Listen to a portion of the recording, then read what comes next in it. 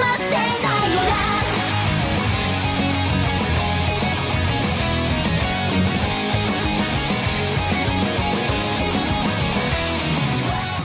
what's going on, everybody? My name is Tyler. And I'm Luke. And welcome to episode 28 of Holy Heck, I Really Like Love Live, our podcast where we go in depth and discuss every single Love Live song from the very beginning until right now. We're done with Christmas. Very sad. Done with Crimbus. Feels bad, man. Now it's like, it's the stage of winter where it's like not magical anymore. Now it's just cold, you know? Yeah, it's the stage of winter where it's 30 below now. Yeah. And it's not I don't fun have at all.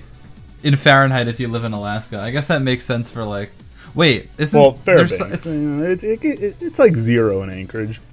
I think like Fahrenheit and Celsius meet somewhere around -30. I think. No, oh, yeah, I think so.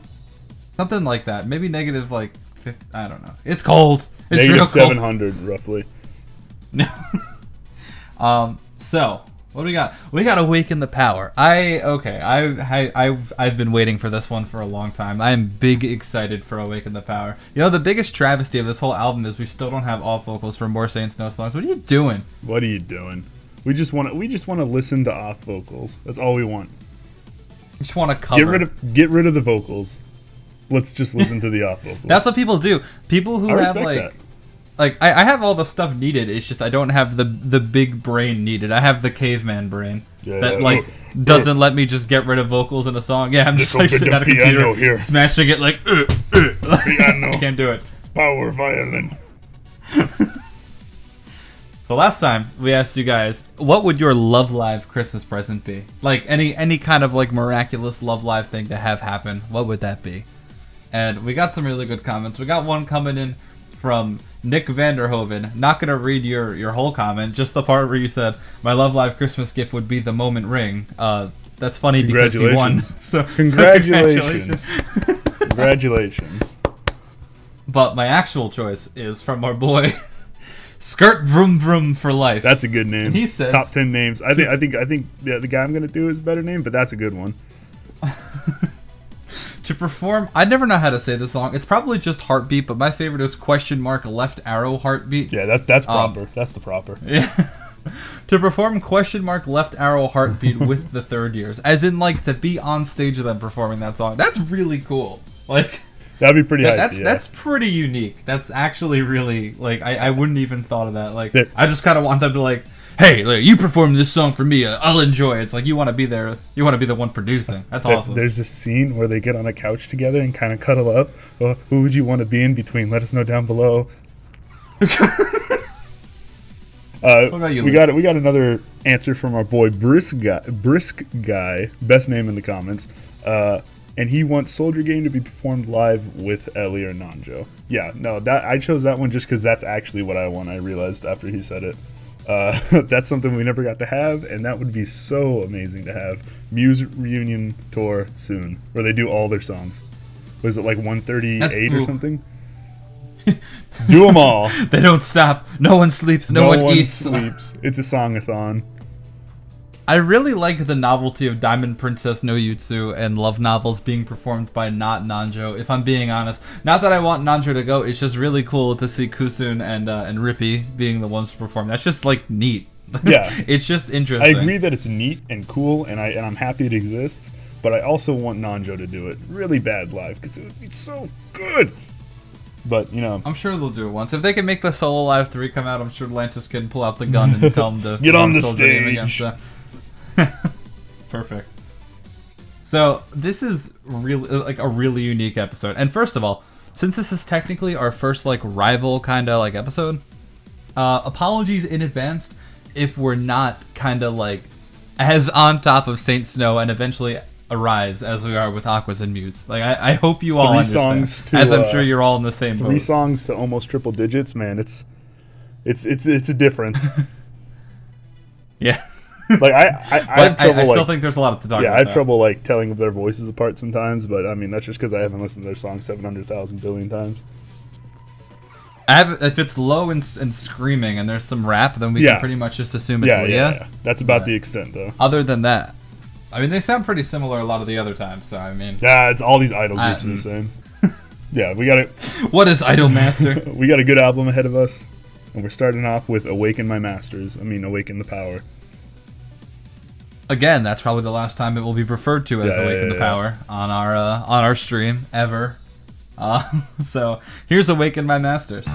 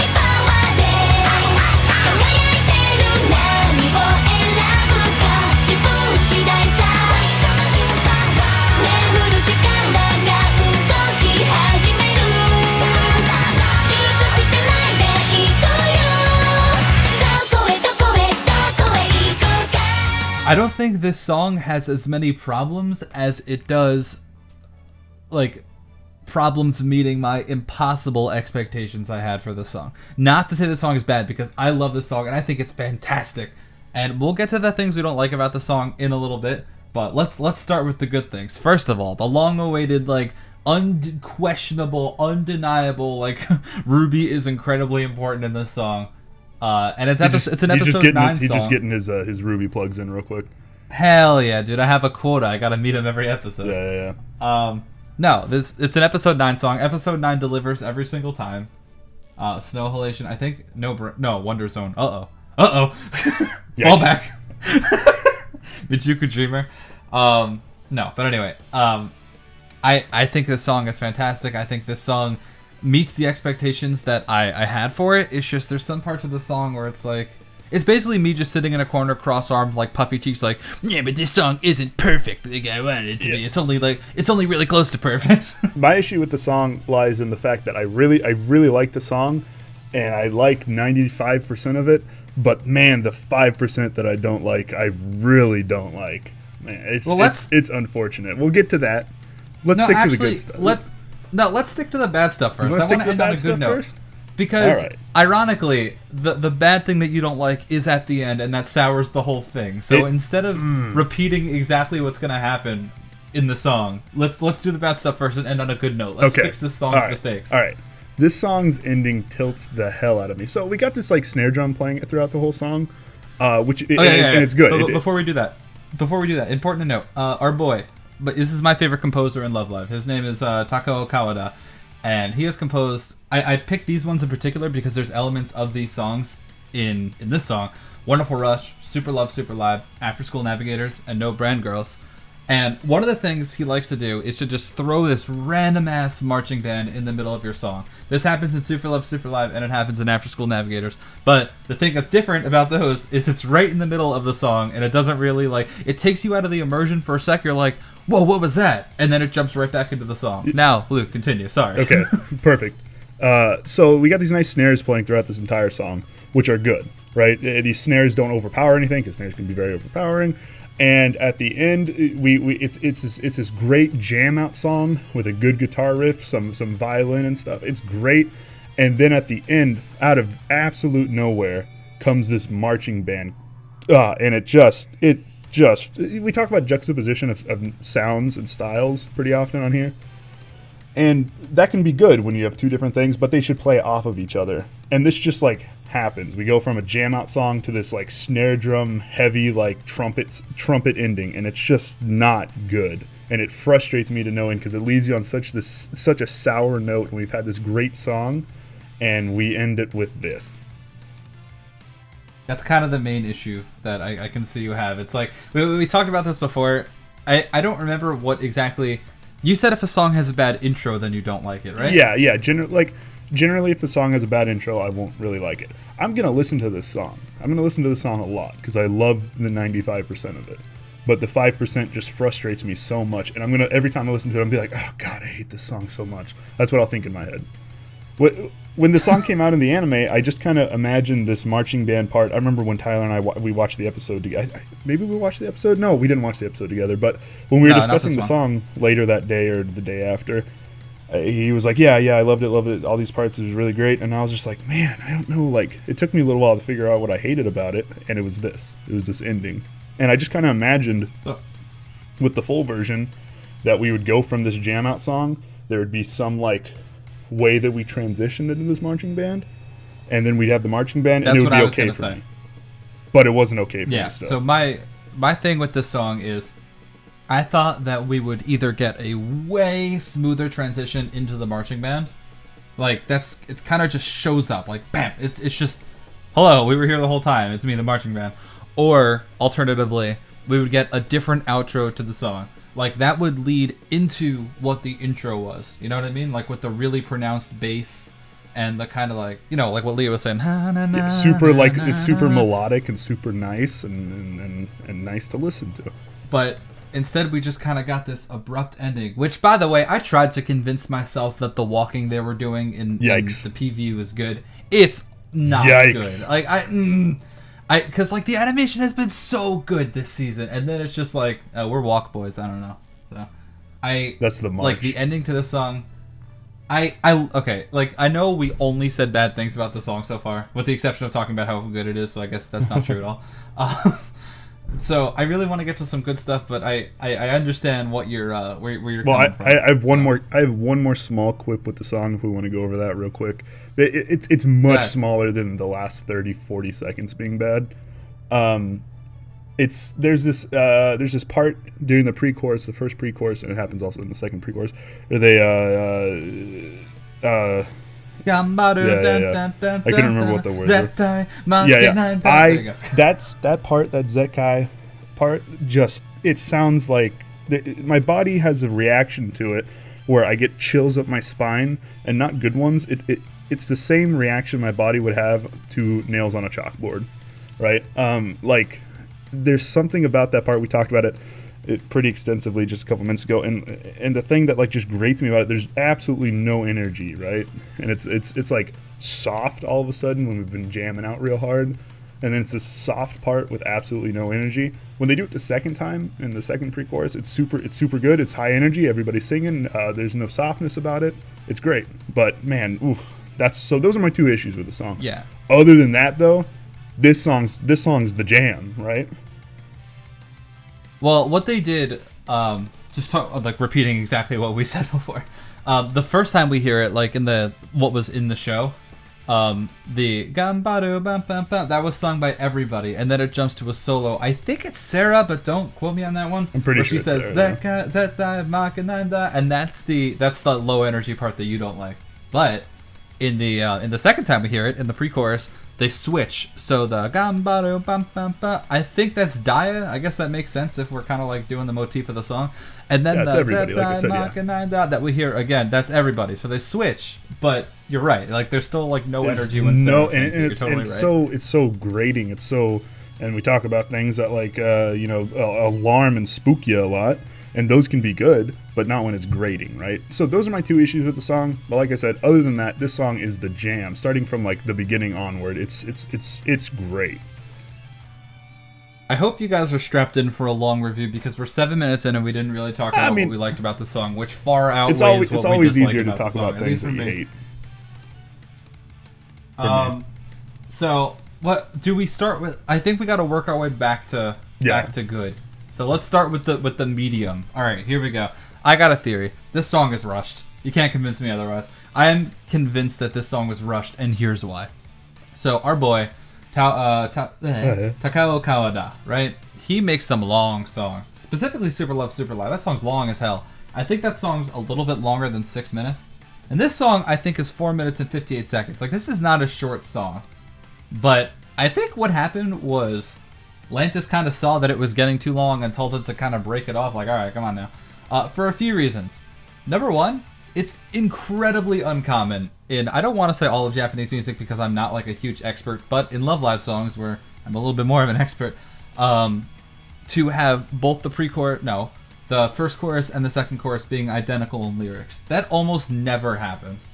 And it happened in this song. So I don't, that's the first thing.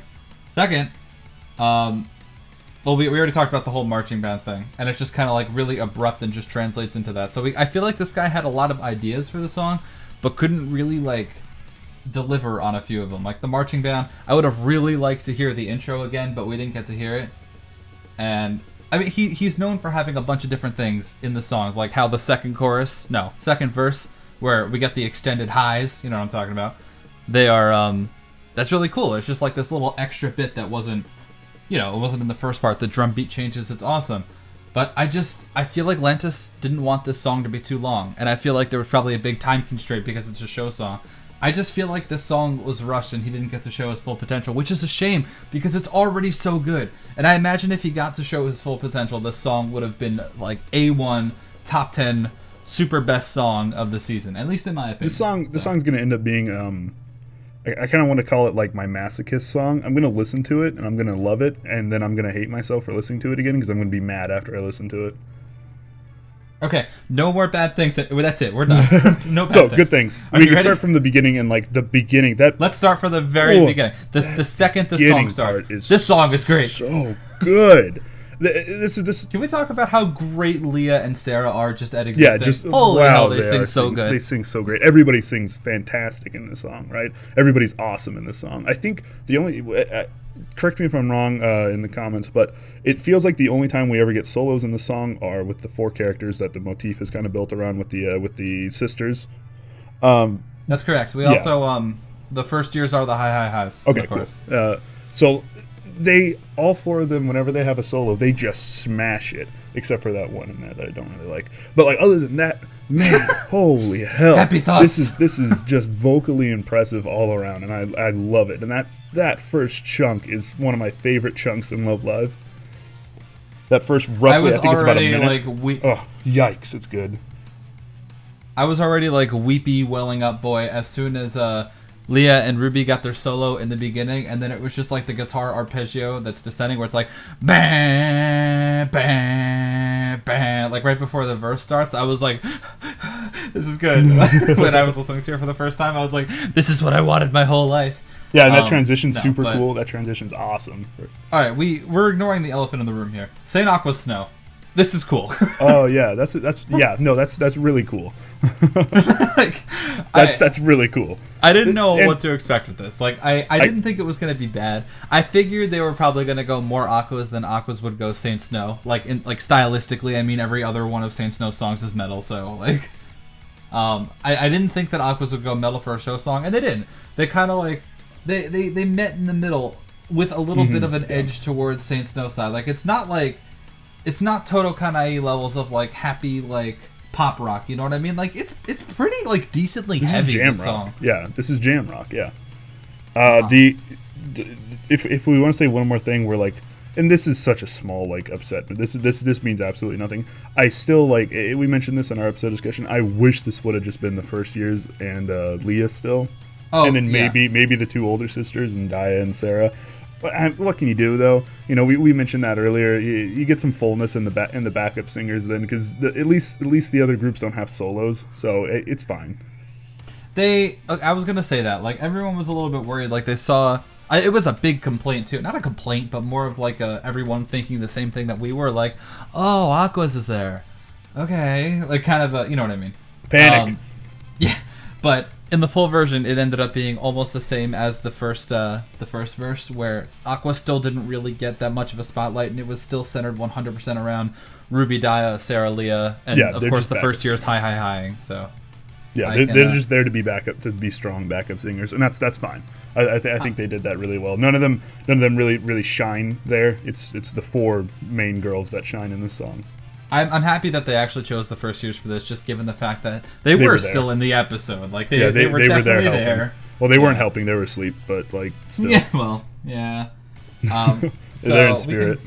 There's so many things to talk about right now. There's like this is like a choose your own adventure. Oh my goodness, the chorus is so good. And Tyler was talking about the composer, and it's Super Love Super Live is one of the best choruses in the Love Live discography. It's super similar, right? This chorus, it's borderline the same. This chorus and Super Love Super Live, just with different notes, and it's still super good, right? It's still Super Love Super good. It's basically, it almost sounds like this song is high harmonizing above Super Love Super Live. So this song, or Super Love Super Live, is na na na na na na na na na na, and meanwhile this song is na na na na na. It's like almost identical, and like you can even add the highs in Super Love Super Live, and they make sense. Like na na na na hi, like it works. If you want to go on the train about similarities in the song, there's a lot. Let's start from the very beginning. Wonderful Rush is the first similarity we hear with Don't Go Air Wonderful. It's the same. It's same. Well, I mean, that's just. I mean, come on. It's just like them saying notes. Come on, singing what? Notes. It's the same thing. It's yeah, the same but like thing. it's not like something we can get on them about. What? No, that's a good thing. I think it's awesome. I think it's really cool to hear similarities. I don't think it's a bad thing at all. No, okay, anyway. Well, clear the air of that one. No, all right, let's start over. Wonderful Rush is awesome, and this song is really good. No, okay, so Super Love Super Live in the chorus. No Brand Girl's guitar in the verse, where it's kind of hard to explain. It's kind of like chugging, and you're doing it on a third, like that's the No Brand Girl's kind of like strum pattern, and it's awesome, and it's in the verse. And I think this song is just like a culmination of everything this guy has worked on in the past, and I think, wow, that's really cool. And it's unfortunate because it sucks. I hate you. No, I think, what was I going to say? Oh, the Zetai Makanada is just like Miracle Wave, where the na na na na na na. Yeah, I know what you're talking about with the backup singers whenever the third years or later on, I think the first years take over in the second chorus, or the second verse. Mm-hmm. No, I know what you're talking about there. Super good, except for when it's not. You know, and that's just the issue with the song. It's super good, except for when it's not, and that's why I'm so sad about this song. I'm dead. I'm little bit moving forward. I'm dead on the inside. Drums. The drums at the beginning of the second verse are almost identical to the drums at the beginning of Super Love Super Live. Again, this is why I picked these songs, because they come up like a lot. Like, this guy's also done some more stuff. Like, he's done Susume Tomorrow and stuff, but yeah. But these are the ones I mainly wanted to talk about.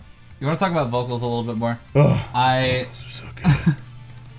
So, I think the most artificial way to hype up a song is by adding highs. And listen, I'm not mad about it. Like, no, that's the cheat code. That's the cheat code to do it. This guy entered the cheat code for getting like a hype kind of reaction. And you know what sucks? I don't think, like, I have this fear in me that we're not going to ever see this live. Like, us caveman Americans are not going to ever see this live. Of course, us caveman everywhere but not Japan. Because I don't know how big of a deal the Hakodate Unit Carnival is going to be. I don't know if it's going to have a Blu-ray release. I don't know if it's going to be streamed. I don't know what's going on. I'm pretty sure it is because of I think it's going to have a Blu-ray. I think we talked about this a couple weeks ago, and I thought it was only going to get a live stream. But I guess what happened is in this CD, there was balloting to get to it if you bought the CD.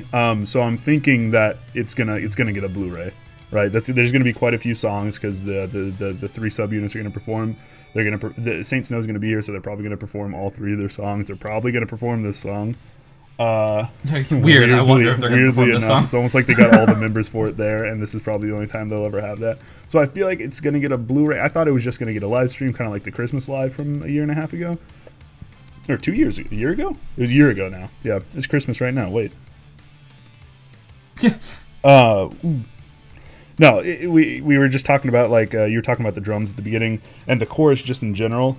Man, I just want to dance in the middle of the street while cars pass me by to this song. Man, can we get an edit of the cyber goths dancing under the bridge to this song? Yes, that's exactly how I feel about the song. I want to dance to this song. That chorus is so good. Something else we didn't mention vocally is it's got a lot of English in it. Oh yeah, that's kind of like that's a Leah thing, if we're being honest. Yeah, yeah. That I was about to say. Yeah, Leah has embraced the English. She does it in the next 2 songs we're going to talk about. Also, we got some theories of what they're saying, but we haven't spoiled it for ourselves. Oh yeah, I accidentally read on a little bit ago, so I know what she's saying in Crash Mine. But that's okay. I'm still going to talk about what I thought she was saying. So last thing I want to hit on real quick. At least I want to hit on. If you want to talk about the song more, I'd be happy to. But Ruby has modes, right? Ruby's brain has an on-off switch. It's a little light switch in her brain. You gotta meet his quota. Yeah. So the first on switch is just blow you away. The best singing you ever heard. It's been on for quite a few songs. It's been on Yozaro Nandemo. It's been on Manatsu Adada no Mono. And it was on in the beginning of this song, man. It was awesome. When she was singing in the beginning, hell yeah. That's awesome. And it's just, man, what am I trying to say here? Like, I feel like a lot of girls fall victim to trying to sing too goddamn Genki sometimes. You know what I mean? Mm-hmm. The biggest travesty of this is Genki Zenkai Day to Day, funny enough, in the name.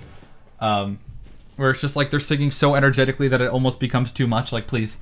It's a travesty and we love it. So the issue in this song is Ruby's first solo in the second verse. She flips the switch back. What are you doing? Like, this is like the one song to prove to everybody. Like, nobody can ignore. People were ignoring Manatsu Adana no Mono. I was like, listen to that. And they're like, no, Ruby's still bad. I'm like, I hate you. But if they watch the anime, they can't ignore this. Like, Ruby's finally good. His defend Ruby quota. I'm angry. No. But then in the second verse, she just like flips it back. What are you doing? Why are you doing this? The person tells her sing like this, and so she sings like that. I know that has nothing to do with her. And we've talked about like the you know we've gone on and on and on and on. I'm sure we've mentioned it every episode by now. The year of Daya and how great she's been this year. You've mentioned it every episode. Yeah, no, because she's been so good. That's this year. That's your quota. And that's my quota, defending Daya, even though she's like my least favorite Aqours girl. No, she's awesome in that beginning. God, that vocally, that first minute chunk is so great, and the backing's so awesome. That's one of my that might be my favorite minute chunk in Love Live. Exactly a minute, though. 59-second chunk, something different. Your dreams are popped. Yeah, I was just about to say, if it's 59 seconds, like, well, this isn't nominated anymore. That sucks. 101, different thing. I think even if there was stuff we wanted to say, it's 20 minutes. It's 21 minutes. We gotta put down this. I have a feeling we're gonna have a few of these, and this is our first one. This is our longest review thus far, which has been about half an episode for older episodes just in this song. So, man, what a good song. Very unfortunate what happens at the end. I don't feel as strongly as you do about it. Like, I won't like hate my life after and kind of have to go get like a chase, like drink of water, but after it's good. I love this song. Yeah, I gotta brush my teeth after listening to the end of this song. Other than that, I adore it. It's like, I gotta go like wipe my eyes and take a shower. If but somebody can get me an edit of this song where that end's just cut off, that'll probably be better. Like, honestly, having no ending is better than this ending for me. I'll make one for you. We have technology. We have the technology. Yeah, we actually have the Sony Vegas. So anyway, on to our next song. Which one's first? I don't have it open right now. Crash Mind. Crash Find the good parts in the song, which there's a lot of.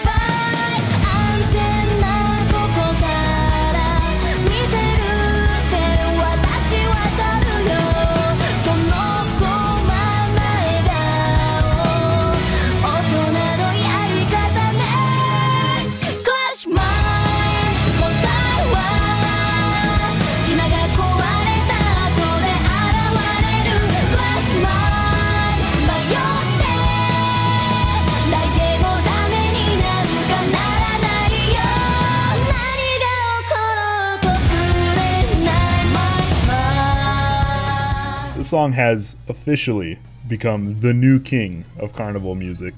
Queen, because they're all girls. This has become the new ruler of carnival music. It has the new usurped, enlightened despot. Yeah, it has usurped Futari Happiness, which has good circus parts, but this is the circus song. The elusive circus genre. Yeah. There's only two, but this is the new king. This is the new ruler overall. Whenever I hear this song, all I think about the entire time I think about Funhouse by Pink. Like there's nothing I can do about it. Even though they're not even close to the same, they're both just like circus rock, kinda. Huh? Circus rock, clown rock.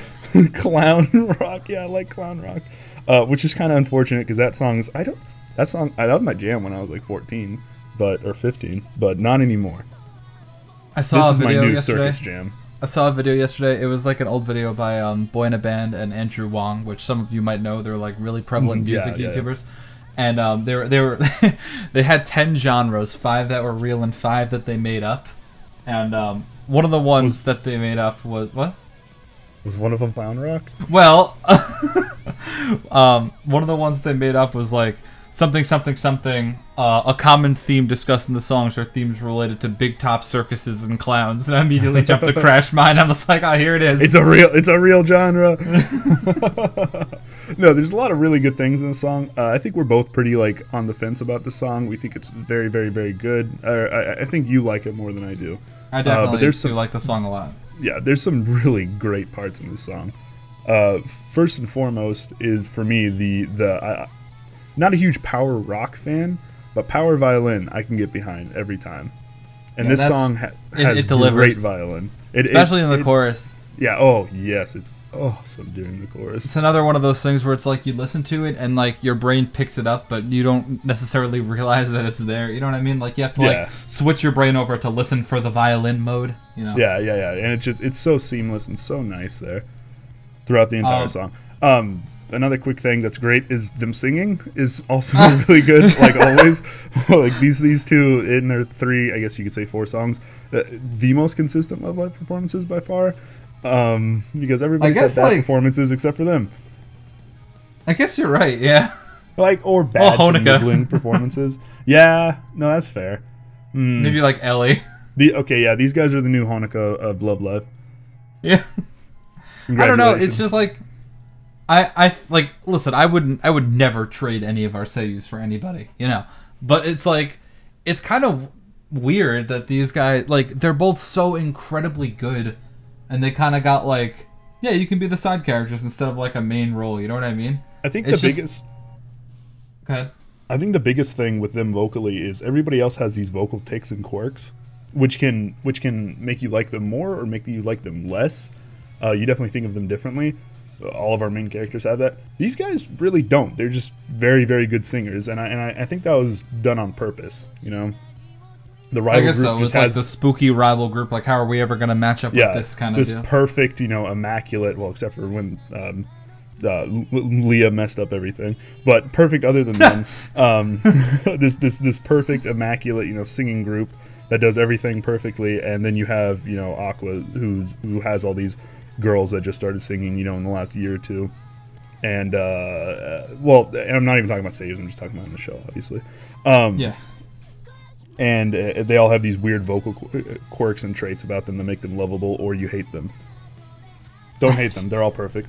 Yeah, of course. Well, we don't hate them. We don't hate them at all. We don't hate them. We really don't, actually. So I do like that. I was... No, stop. Joke. Don't say that. Switch over to defend Hanayo mode. Gotta meet that I was just joking with Luke. About how I'd find a way to defend Ruby in the song despite her not being in it. So I was a little bit worried in the preview that this was going to be like the spooky circus would just overpower the song completely, but I'm happy to say that it didn't. It does not. Yeah, it does not overpower it at all. So that's really cool. We talk about lyrics. Instead of lyrics, I want to talk about one thing. I didn't know what she was saying for the longest time. What Leah was saying, no more something else. And I unfortunately looked the lyrics up, and now I know. But what I thought they were saying, I like to imagine this little scenario in my head. I thought she was saying, no more greens, no more trucks. In which case, I kind of got like an image of like a protest in the rainforest, right? And there was like a corporation who was trying to like bulldoze all these trees, and all the environmentalists come out. They're like, "No more trucks," and then the corporation's like, "No more trees or greens or whatever." So that's my situation in my head. Crash Mind has a really strong environmentalist message. Or they really hate when the produce truck comes around. No more greens. Yeah, no more greens or trucks. Yeah. They're very scared of their vegetables. If this song had an off vocal, it would belong in a Sonic game, like Sonic Adventure 1 or 2. It's butt rock. The song would be like the background for the haunted house level. 100%. Yeah, there's spooky clowns coming out of all the windows. Yeah, 100%. I agree with you. Yeah. So I mean, as if we already had to establish Leah Moore as one of the great rap gods of Love Live. I know Nico. I don't know how many rap god performances Nico has like as a whole. Like I don't know offhand, but I think in every Saint Snow song, Leah has, right? Yeah. Every Saint Snow song, Leah has gotten to just be a rap god at some point. Man, is she the rap god of Love Live? No, Nico's still the rap god. Leah only did it 3 times. Nico did it like 6 times. You know, even though better average, Nico scored more points. Oh, okay. Goddess. So I'm just. Or is Nico a boy? But that's just a Love Live theory. Oh, what was it? A game theory. I like that. We talked about it last time where what was I going to say? Sorry, say something. I had something on the tip of my head and I forgot it. This is just kind of like a typical like drop C kind of guitar song. I don't know if you guys know, drop C is when you tune your lowest guitar string, which is normally an E, you turn it to a C, and then typically you tune everything one note down from what it is normally. So if it's an A, it becomes a G. That was not a very good example because it doesn't really sound like it makes any sense. If you make it a D, it becomes a C. There we go, perfect. So drop C, and that's just used for a lot of metal. Like it's kind of, I don't really think metal bands really hang around standard tuning anymore. So it makes sense for this song to be a lot lower. It's just the drop C ass. It's good. It's real good. I'm also a big fan of the kind of like distorted radio voice that we hear sometimes. Ooh. I don't know how to do it, or else I'd make my voice a distorted radio right now. But in particular, it's right at the end of the chorus when I think Sarah goes na na na na na na na na na na, and it just sounds like it's being played through an old ass radio or a bad microphone. And it sounds so good. I mean, I wouldn't want the whole song to be like that. We got Lonely Crash Tuning Mind. Yeah, those little bit and that's so good. Everything about this song vocally is just so great. These two just do it so well. Oh my goodness. Get them in Aqua. Did you want to mention the 1 or 2 things you don't like about the song, though? Well, I think we already went over a big part of it. The circus, I don't know if I'm a huge fan of it. It ended up being a little bit better in the full version. The circus is the one thing for me. You said you liked it. I'm not a huge fan of it. I don't know what it is about it, but it just doesn't do it for me. Like whenever they go on the xylophones and stuff, like xylophones don't really do it for me. I want to jam out. I don't want to jam out the xylophones, but it kind of makes up for it with how great the chorus is, and that's just a consistent theme with Saint Snow at this point. The choruses are always spot on, even when we got Saint Aqua Snow.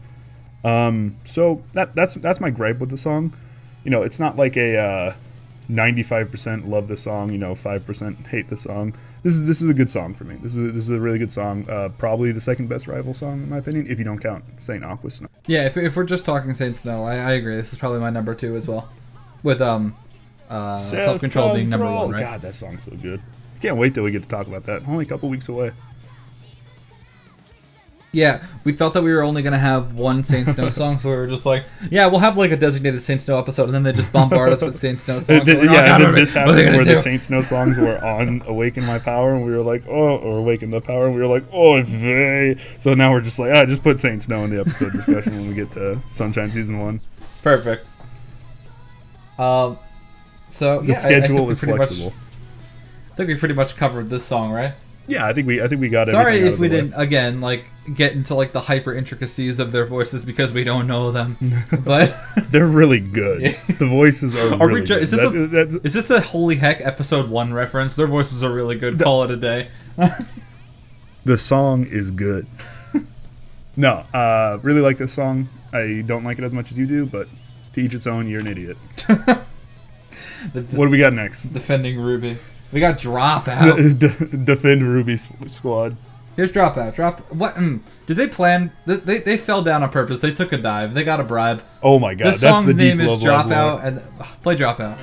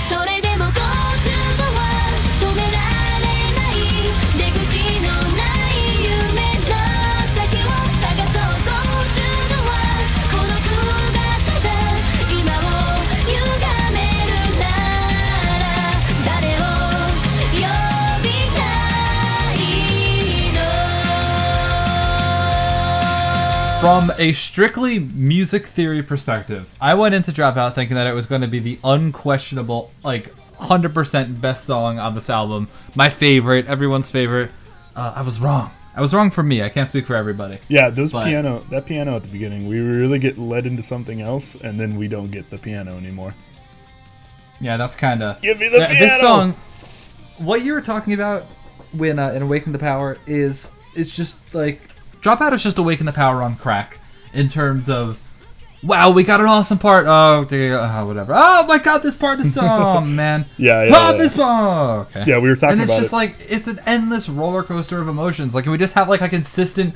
All right, this needs to be prefaced by the fact that neither Luke and I are a huge fan of power metal. Like, you know, the kind of like Dragon Force, like baby metal kind of. Like, of course, not all of Dragon Force is baby metal, but it's just not the biggest fan. And this song has it sporadically. Like, we have some kind of like genty, like ba-da, bam, ba-da, and that's awesome. And then all of a sudden it's Dragon Force. God damn I don't want it to be physically assaulted by drums. Okay, I can do some power guitar, right? That's Gucci. We're good with that. I do not want to be physically blown away by the drums when I'm done. I'm going, ah. You feel me? Now, that being said, I do. I think it's undeniable that this is one of the most unique songs in the entire discography in terms of composition, and I will explain why. Okay, so I'm going to be playing it side by side as I talk, so there's that. First of all, I can't really explain time signatures to people who don't know how time signatures work, because that's like a 10-minute discussion in and of itself. But just know that most music is in 4/4, okay? So that means just like 1, 2, 3, 4, 1, 2, 3, 4, 1. Anyway, so 3/4 time is 1, 2, 3, 1, 2, 3, 1, 2, 3. Okay, those are the two basic ones. So the ballad guitar intro is 3/4 time. So that's this.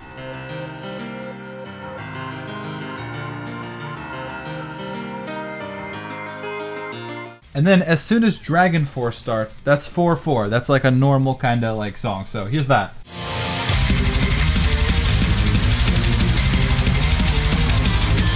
And then as soon as Sarah starts singing, it goes back to 3/4. So we're back to what we were with the intro.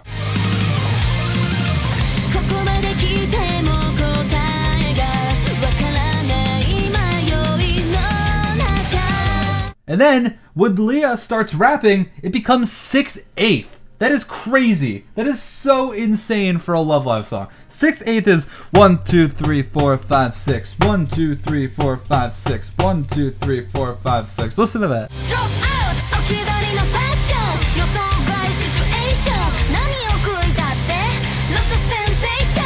And then in the pre-chorus, it's back to 3/4, and then the Dragon Force, it's 4/4 again. That's crazy. That's out of control. It's Airheads. Like when I listened to that, I was like, Continue. Huh? I'm saying it's Airheads. It's out of control. You know, the old commercials. stop interrupting me for this.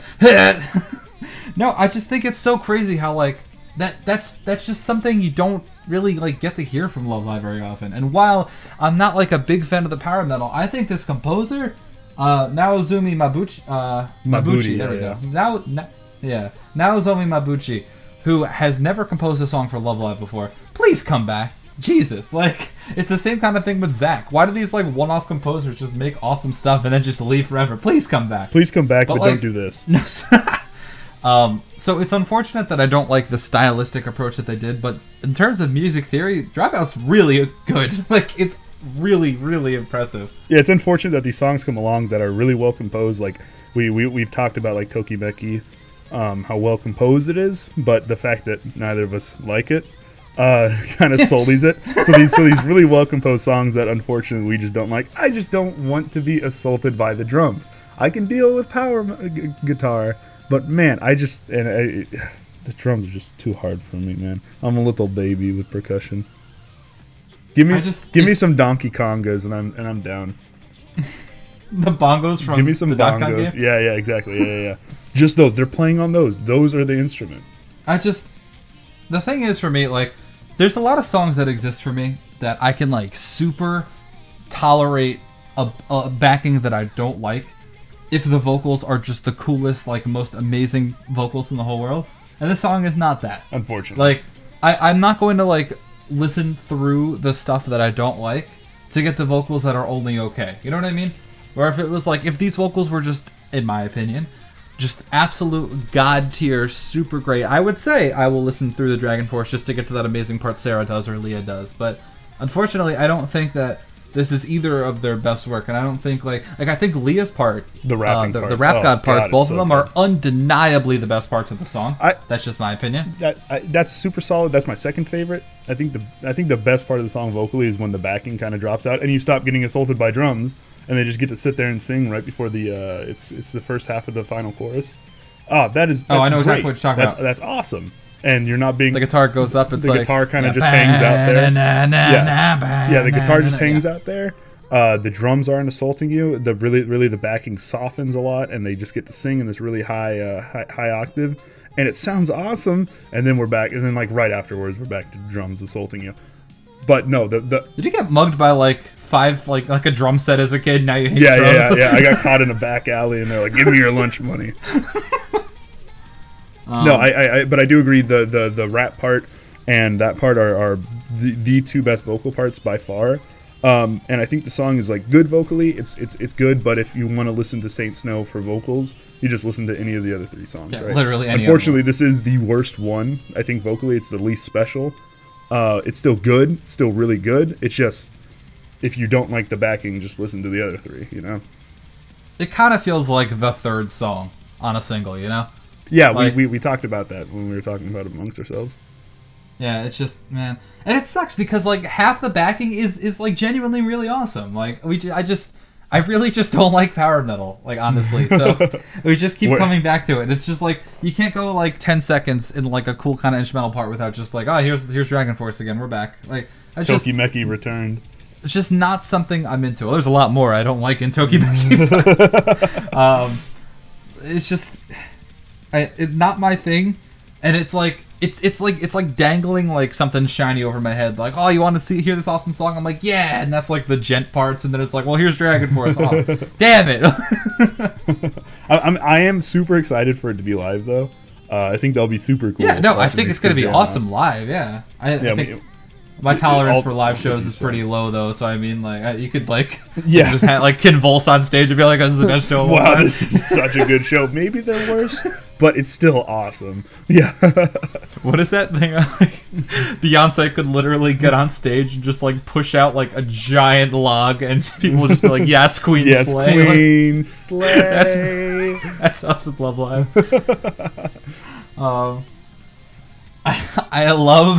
I love the callback to Self Control where Leah is like, Sarah, come on. Like that's full circle. That is full. It's so nice. What a way to end it. What a way to end the Saint Snow discography. Probably the Saint Snow discography. Maybe they get a song in the movie. And in season 3. And in season 3, guys. I mean, like, aggressively optimistic. Yeah, in the movie, Sunny Day Song isn't actually like a Muse song. It's actually an Every Idol in the Whole World song. Because, like, everybody's singing and dancing. Like, yeah. They did Arise Muse a long time ago. And then we get the movie, and then we get season 3 and another movie. And season 4, and Love Live doesn't end, and I don't die alone. Yes. Aggressively optimistic. Now you're thinking, Tyler. I'm thinking, I thought, and now I'm angry. Why does the end of the song sound broken? I thought the preview was busted. The end is so good. It's so... I understand it's supposed to, like, jar you, but it just doesn't work out for me. It's like when I edit in Sony Vegas, I press S to cut clips where it's like if we take like a really unnecessarily long pause and I bring it together, it sounds like they just pressed a big fat S at the end of the song, just chop it off. It just stops. The music stops for like a second. It doesn't fade out, and then it comes back. What are you doing? Yeah, it's just like, not. I seriously thought that because that was in the preview. I thought that they were like, okay, this is their way of like stalling for time at the end. Like they got to end the song somehow. Maybe that was like the only way they figured out how to do it. No, it's just like that. I don't get it. It's another big complaint with the song.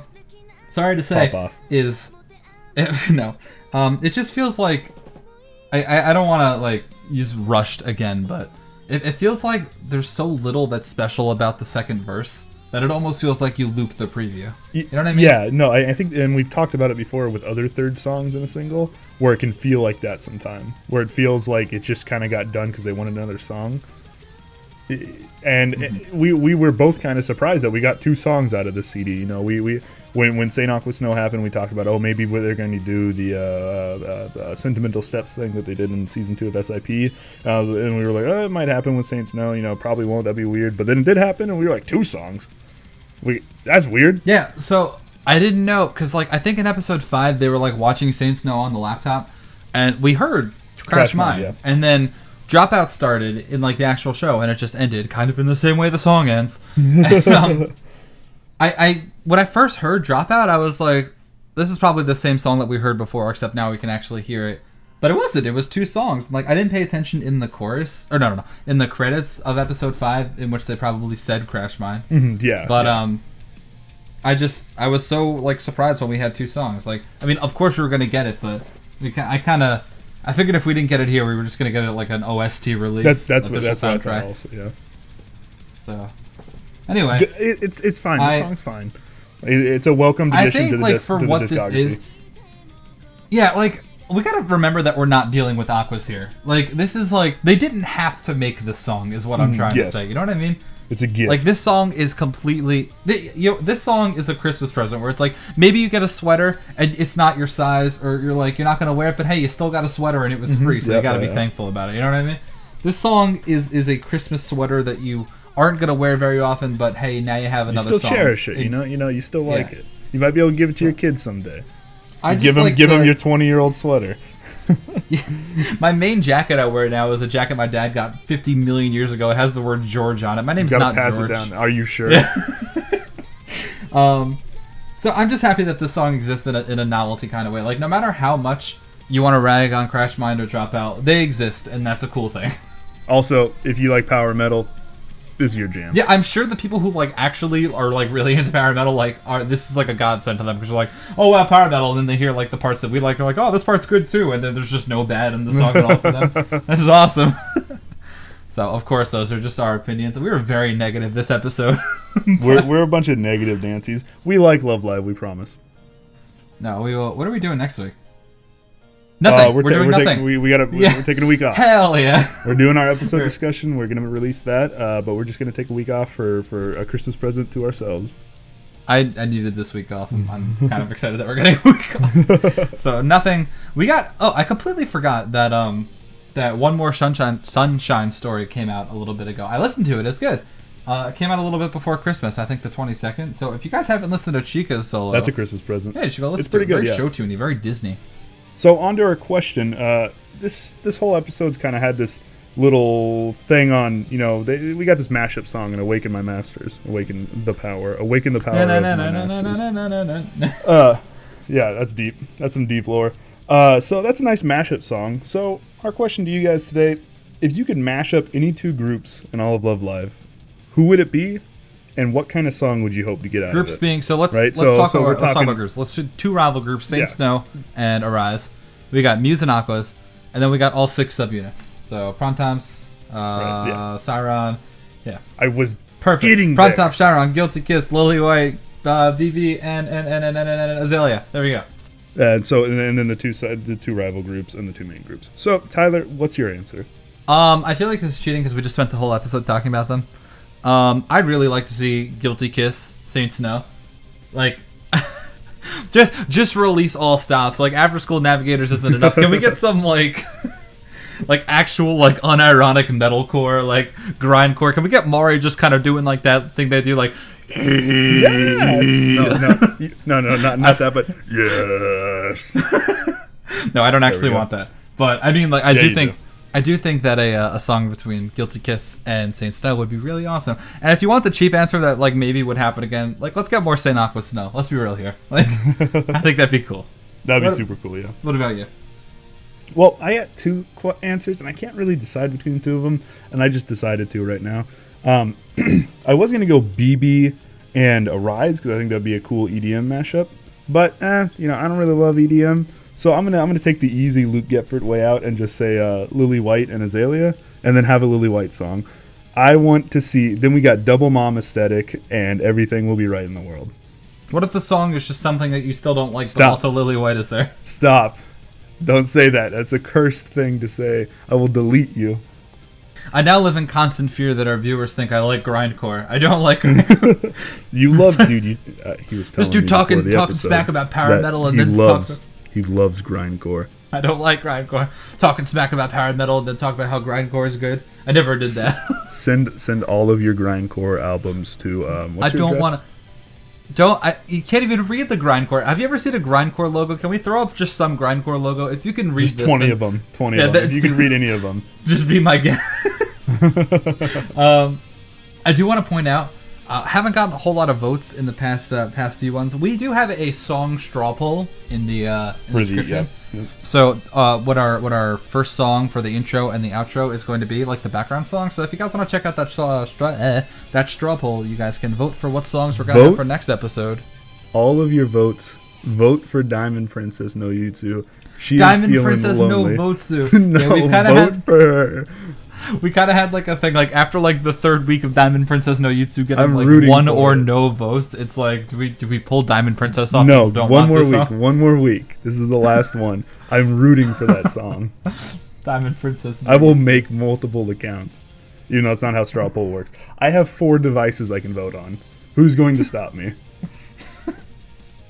But anyway, thanks so much, guys. We will see you in 2 weeks. Well, we'll see you next week, early next week. Oh yeah, we'll see you next week if you watch our episode discussions. Yeah. But also, thanks for everybody not unsubscribing after the clean giveaway. We checked it out. We lost 0 subscribers. That's pretty cool. Praise you guys. This episode is so long. Goodbye. This episode brought to you by